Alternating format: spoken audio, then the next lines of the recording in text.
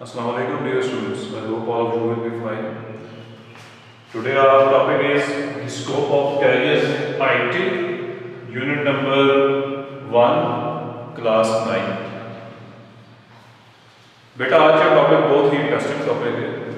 इसके अंदर हम ये देखेंगे, अगर आप कंप्यूटर साइंस पढ़ रहे हैं, being a student of computer science, आप इन फ्यूचर किन किन फील्ड्स को ज्वाइन कर सकते हैं, कौन कौन से प्रोफेशंस आपकी फील्ड का हिस्सा बन सकते हैं। As you are computer science students, so you must be aware of the scope of IT in different fields. So careers in IT के अंदर जो आपके कैरियर्स है, सबसे पहला जो आपकी बुक के अंदर मेंशन है बेटा, वो है software engineer. As the word indicates, software means a set of instructions given to a computer to perform some specific task।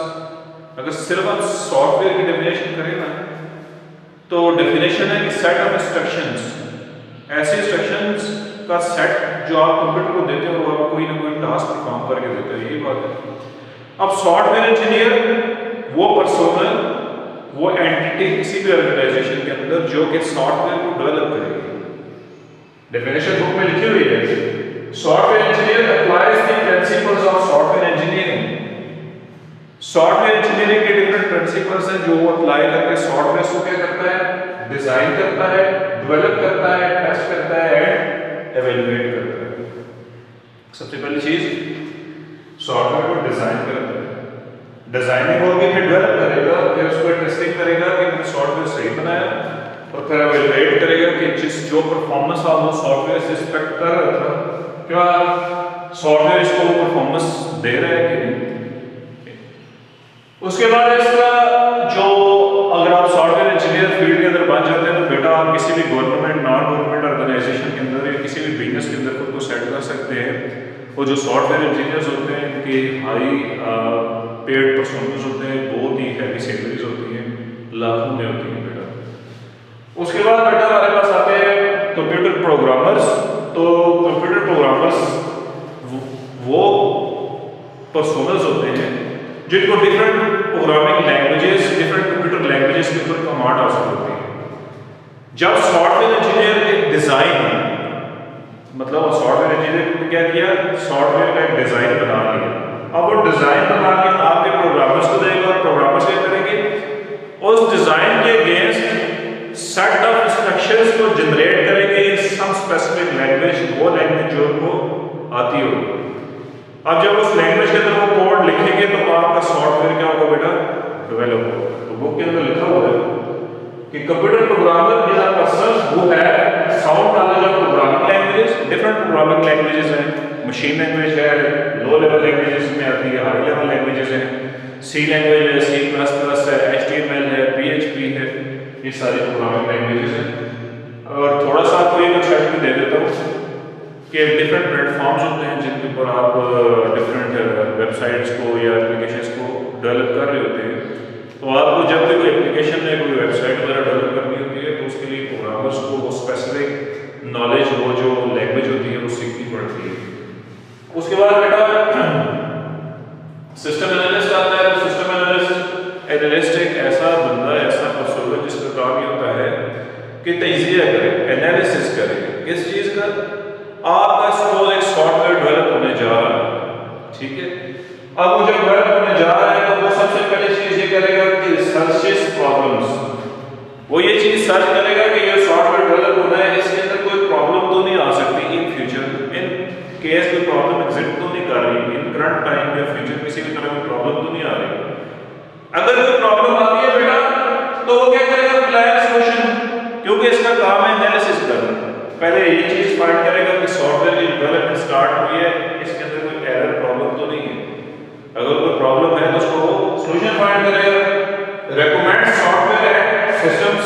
अब जब सोल्यूशन को फॉर्म कर लेगा तो वो डिफरेंट सॉफ्टवेयर रेकमेंड करेगा कि आप ये सॉफ्टवेयर यूज करके आप ये चीज डेवलप कर लो, ये सिस्टम यूज करके आप वो चीज डेवलप कर लो।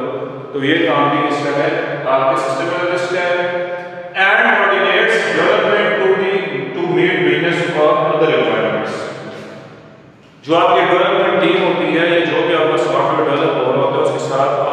सिस्टम एनालिस्ट होता है वो किस में होता है, कोऑर्डिनेशन में होता है कि इन केस अगर सॉफ्टवेयर के डेवलपमेंट के दौरान अगर टीम को कोई प्रॉब्लम आ रही है तो ये उसको क्या करेगा, सोल्यूशन प्रोवाइड करेगा, उसको पूरा प्लान प्रोवाइड करेगा ताकि जो बिजनेस की रिक्वायरमेंट है, जब आपके पास एक क्लाइंट आएगा तो वो आपके पास अपनी प्रॉब्लम लेके आएगा कि यार मेरा सपोज मैं ऑनलाइन बिजनेस चलाना चाहता हूँ, उसकी मुझे इस तरह की ऐप चाहिए। अब आप सॉफ्टवेयर डेवलप करने लगे हैं अगर, तो आपका जो सिस्टम एनालिस्ट होगा वो क्या करेगा, आप उसकी पूरी कोशिश होगी कि जो डिमांड कस्टमर ने दी है उसको वो क्या करे, पूरी तरह से फुलफिल करे। फिर बेटा system analyst are often familiar with the variety of programming languages. अच्छा, क्योंकि एनालिस्ट है ना तो इसको जो आपके सॉफ्टवेयर डेवलपमेंट लाइफ साइकिल की जितने भी फील्ड्स हैं उन सब के अंदर इसको तजुर्बा होना चाहिए। उसको प्रोग्रामिंग लैंग्वेजेस भी आने चाहिए, ऑपरेटिंग सिस्टम्स को भी वो जानता हो, एंड कंप्यूटर हार्डवेयर प्लेटफॉर्म्स का भी उसको पता हो कि कौन सा हार्डवेयर कहाँ पे यूज होता है, कौन सा ऑपरेटिंग सिस्टम किस प्लेटफॉर्म पे इंस्टॉल करना है। इन सारी चीज़ों के साथ आपके सिस्टम एनालिस्ट को फेमिलियर होना पड़ता है। उसके बाद बेटा हमारे पास 4 पॉइंट पे आता है हार्डवेयर इंजीनियर। आप इन फ्यूचर अगर आप आईटी पढ़ रहे हैं बेटा तो आप हार्डवेयर इंजीनियर भी बन सकते हैं। तो ये देखो ये जो वर्ड लिखा हुआ है हार्ड कहते हैं कि सख्त चीज को, ये लिखा हुआ है वर्ड सॉफ्टवेयर ऊपर, वो चीज software is a intangible part of computer, वो हिस्सा जिसको आप टच नहीं कर सकते। हार्डवेयर वो पार्ट अ फिजिकल पार्ट जिसको आप टच कर सकते हैं। अगर आप कंप्यूटर के लिए सॉफ्टवेयर डेवलप कर रहे हैं तो आप उसके लिए सेट ऑफ इंस्ट्रक्शन जनरेट करनी है। अगर हार्डवेयर डेवलप कर रहे हैं तो आप उसके फिजिकल एस्पेक्ट्स को देखना है कि कंप्यूटर के अंदर कौन-कौन से कंपोनेंट्स यूज हो रहे हैं, उसमें कौन-कौन से फिजिकल पार्ट्स हैं। हार्डवेयर इंजीनियर का डायरेक्ट इंटरेक्ट कंप्यूटर के फिजिकल हार्डवेयर पार्ट्स के साथ होता है बेटा। They plan, hardware engineer plan करते हैं, डिजाइन करते हैं, test and oversee installation of computer hardware such as circuit boards, memory chips, card and keyboards. अब इसका काम क्या होता है, अगर एक कंप्यूटर तैयार हो रहा है बेटा, उसके जितने भी हार्डवेयर कंपोनेंट्स हैं उनको इंस्टॉल करेगा। आपके कंप्यूटर में मदरबोर्ड होता है, मदरबोर्ड के ऊपर छोटे-छोटे कंपोनेंट्स लगे हुए हैं, इन सबको इंस्टॉल करना, पूरा मदरबोर्ड तैयार करना, आपका कीबोर्ड की मैनेजमेंट करना, सर्किट बोर्ड्स को डिजाइन करना, ये सारा काम आपका किसका है बेटा, हार्डवेयर इंजीनियर का है। जब हार्डवेयर बन जाता है बेटा फिर उसके ऊपर सॉफ्टवेयर इंस्टॉल होता है और सॉफ्टवेयर कौन बनाता है, आपका सॉफ्टवेयर इंजीनियर। उसके बाद बेटा हमारे पास नंबर 5 पे आ जाता है नेटवर्क एडमिनिस्ट्रेटर। नेटवर्क बेसिकली बेटा कहते हैं जाल को, ठीक है। जब डिफरेंट कंप्यूटर्स को आप आपस में मिलाते हैं तो क्या बनाते हैं, एक नेटवर्क बनाते हैं। आप ये डेफिनेशन पढ़ चुके हैं, अ कॉम्बिनेशन ऑफ 2 और more computers is called a network. जब आप कंप्यूटर नेटवर्क आपने बनवाना है, उसको मेंटेन करना है, डिजाइन करना है, उसके रिलेटेड सिक्योरिटी को मैनेज करना है, तो ये सारा काम कौन करेगा, आपका नेटवर्क एडमिनिस्ट्रेटर करेगा। Network administrator is responsible for install करना नेटवर्क को, उसको कॉन्फ़िगर करना, maintaining, monitoring and securing network. Basically बेटा नेटवर्क आपको पता है ना क्या होता है। ये देखो अगर ये मेरे पास 4 कंप्यूटर्स हैं, ये मेरे पास एक ऑफिस के अंदर अगर लगे हुए हैं तो अब हमें इसका नेटवर्क बनाना है। तो अब आप नेटवर्किंग की फील्ड के अंदर स्पेशलाइजेशन करके एक अच्छे नेटवर्क एडमिनिस्ट्रेटर बन सकते हैं। आपका काम ये होगा कि एक नेटवर्क को कंप्यूटर से कनेक्ट करना। अभी कंप्यूटर आपस में डायरेक्टली वैसे ही कनेक्ट नहीं हो जाते, इसके लिए आपको प्रॉपर एक कॉन्फ़िगरेशन करनी होती है, आईपी कॉन्फ़िगरेशन होती है, सेटिंग्स होती हैं, वो आपको करनी होती है। इंशाल्लाह फर्स्ट ईयर डिटेल में ये चीजें हम पढ़ेंगे। उसके बाद बेटा हमारे पास आता है डेटाबेस एडमिनिस्ट्रेटर। तो व्हाट इज डेटाबेस एडमिनिस्ट्रेटर? तो ये जो वर्ड बेटा डेटाबेस है, इसका मतलब ये है कि a person who keeps a shared collection of data into a single file or folder। मतलब जब आप किसी सारे डेटा को एक जगह पे कंबाइन कर लेते हैं तो आपकी डेटाबेस बन जाती है। डेटाबेस को अगर आप समझना चाहते हैं बेटा तो आप एक एग्जांपल ले लें, नादरा। आप एक नादरा की डेटाबेस एग्जांपल ले लें तो आपके जो नादरा की डेटाबेस बेटा बनी हुई है तो पाकिस्तान के जितने भी शहरी 18 साल या उससे ज्यादा एज के उन सब का रिकॉर्ड किसी जगह मौजूद है, और वो रिकॉर्ड कहाँ पे मौजूद है? नादरा के पास। नादरा ने वो रिकॉर्ड कैसे कीप किया हुआ है? अपनी एक डेटाबेस बना ली। अब जब डेटाबेस बनानी है, रिकॉर्ड को एक जगह गैदर करना है, उसको मेंटेन करना है, तो ये सारा काम किसी न किसी को करना है। तो इस सारे काम के लिए उन्होंने जो पर्सन सेलेक्ट किया या उसकी स्किल्स को डेवलप करने की बात की, तो उन्होंने कहा कि ये डेटाबेस एडमिनिस्ट्रेटर होगा हमारे पास। डेटाबेस एडमिनिस्ट्रेटर बेटा हमारे पास डेटा को मैनेज कर रहा होता है, ठीक है। आपकी डेटा और इंफॉर्मेशन जितनी भी होती है उसको ऑर्गेनाइज फॉर्म में एक जगह पे रख रहा होता है। तो डेटाबेस एडमिनिस्ट्रेटर एक्टिविटीज क्या होती है? डिजाइन, डेटाबेस को डिजाइन करना। अगर डिजाइन करेंगे तो जाहिर बात है प्रोग्रामिंग लैंग्वेजेस आनी चाहिए, SQL, MySQL, Java. Implementing, maintaining and repairing of database, ensuring database availability to users, controlling privileges and permissions to user। इसका मतलब है ensuring database availability to user की expose किसी भी टाइम यूजर डेटाबेस की search करता है, ठीक है।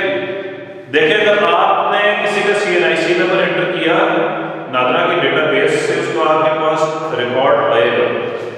जब उसका रिकॉर्ड आपके पास आएगा, उसके CNIC के गैस जितनी भी इंफॉर्मेशन होगी आपके सामने डिस्प्ले हो जाएगी। तो वो जो अवेलेबिलिटी है डेटा की यूजर तक पहुंचाना, उसको अवेलेबल रखना अपने टाइम के अंदर, तो ये किसका काम है? डेटाबेस एडमिनिस्ट्रेटर का। फिर उसके बाद है controlling privileges and permissions to users. अब ये नहीं है कि हर एक को वो इंफॉर्मेशन देता रहेगा। अगर आप अपने किसी दोस्त का CNIC उठा के किसी जगह एंटर करें नादरा की वेबसाइट पे, तो आप उसको इंफॉर्मेशन नहीं देगा। तो डेटाबेस एडमिनिस्ट्रेटर ने क्या किया होगा? उसको प्रिविलेजेस लगाए होंगे कि कौन कौन इस डेटा को यूज एक्सेस कर सकता है। तो वो एक्सेस उसको कौन लोग कर सकेंगे? बेटा जो उस ऑर्गेनाइजेशन के एम्प्लॉयज होंगे या पर्सनल्स होंगे, उसके अंदर काम कर रहे होंगे। तो ये काम भी किसी डेटाबेस एडमिनिस्ट्रेटर का। फिर database backup and recovery, in case का कोई भी डिजास्टर आ जाता है और आपकी डेटाबेस जो है या हैक हो जाती है, डेटा लॉस हो जाता है, तो डेटाबेस एडमिनिस्ट्रेटर का काम है कि उसका बैकअप भी रखे और उसके लिए रिकवरी का ऑप्शन भी रखे कि अगर डेटा का कोई डिलीट हो जाए तो उसको आप रिकवर भी कर सकें। फिर बेटा हमारे पास आता है डेटाबेस सिक्योरिटी, और डेटाबेस एडमिनिस्ट्रेटर का ये काम भी है कि आप भी डेटाबेस को प्रॉपर सिक्योरिटी प्रोवाइड करें, कोई भी अनऑथराइज्ड यूजर इसको एक्सेस ना कर सके। फिर बेटा उसके बाद हमारे पास 7th का आता है web designer. A professional who designs and develops websites are called web designer। Website क्या होती है? A collection of web pages is called website बेटा। जब डिफरेंट वेब पेजेस को आपस में मिलाते हैं तो वेबसाइट बन जाती है। तो आपकी जो वेबसाइट है बेटा, इसके अंदर टेक्स्ट होते हैं, इमेजेस होते हैं, साउंड होते हैं, वीडियो कंटेंट्स होते हैं। तो वेब डिजाइनर जब भी वेबसाइट्स को डिजाइन करेंगे तो बेटा इनको भी डिफरेंट प्रोग्रामिंग लैंग्वेजेस के साथ फेमिलियर होना पड़ेगा। जैसा कि आपके पास लैंग्वेजेस हैं, HTML है, ठीक है बेटा, PHP है, ये क्या है? ये वेब डेवलपमेंट की लैंग्वेजेस हैं। तो जो आपके वेब डिजाइनर्स होंगे ये क्या करते हैं जी? आप वेबसाइट्स को डिजाइन करते हैं। आपने ऑनलाइन वेबसाइट्स काफी सर्च की होगी, देखी होगी। ये वेब डिजाइनर्स फिर आपकी वेबसाइट्स को मैनेज भी करते हैं, अपडेट भी करते हैं, सारा काम उनका होता है। तो अगर आप IT की फील्ड के अंदर रहना चाहते हैं तो आप एक अच्छे वेब डिजाइनर भी बन सकते हैं। वेब डिजाइनर भी बड़ी खासी सैलरीज लेते हैं, लाखों में इनकी सैलरीज होती हैं बेटा। फिर उसके बाद बेटा हमारे पास आता है multimedia designer. Multimedia designer is a way of communicating a concept और information through a variety of media forms. देखो आपके पास कोई डेटा है, कोई इंफॉर्मेशन है, या कोई आइडिया है, कोई कांसेप्ट आ गया, आप उसको किसी स्पेसिफिक वे के साथ कम्युनिकेट करना चाहते हैं। सपोज आप उसको वीडियो के थ्रू कम्युनिकेट करना चाहते हैं, तो आप क्या करेंगे? वीडियो बनाएंगे। तो मल्टीमीडिया डिजाइनर क्या होगा? वीडियो के लिए उसका एक वीडियो प्लेयर बना देगा, जिस तरह VLC है आपके पास। इसी तरह और बेशुमार वीडियो प्लेयर्स हैं, ऑडियो प्लेयर्स होते हैं, एनिमेटर होते हैं, टेक्स्ट प्लेयर्स होते हैं बेटा। तो ये जो मल्टीमीडिया डिजाइनर्स होते हैं ना, आपकी इंफॉर्मेशन को डिफरेंट तरीकों से कम्युनिकेट करवाने के लिए डिफरेंट मल्टीमीडिया सॉफ्टवेयर्स डेवलप कर लेते हैं। उसके बाद बेटा हमारे पास 9 जो है 9 स्कोप जो है in the field of IT information security analyst भी बन सकते हैं। इंफॉर्मेशन सिक्योरिटी एनालिस्ट से मुराद है कि एक ऐसा पर्सनल, एक ऐसा एम्प्लॉय जो कि ऑर्गेनाइजेशन जितनी भी इंफॉर्मेशन है उसको प्रोटेक्शन प्रोवाइड करेगा और न्यू टेक्नोलॉजीज, टूल्स और मेथड्स और स्ट्रेटजी चेंजेस को अडॉप्ट करेगा ताकि आपका डेटा क्या हो, सेव रहे। किन एस्पेक्ट से सेव रहे बेटा? Information system from unauthorised access, आपका जो इंफॉर्मेशन सिस्टम है उसको किसी अनऑथराइज्ड यूजर उसको एक्सेस ना कर सके, यूज ना कर सके, डिस्क्लोजर उसके सामने वो वाज़ेह ना हो सके, उसे देख ना सके, मॉडिफाई ना कर सके, उसके अंदर चेंजेस ना ला सके, रिकॉर्डिंग उसके अंदर कोई न्यू डेटा रिकॉर्ड ना कर सके, और डिस्ट्रक्शन जो उसको डिस्ट्रॉय ना कर सके।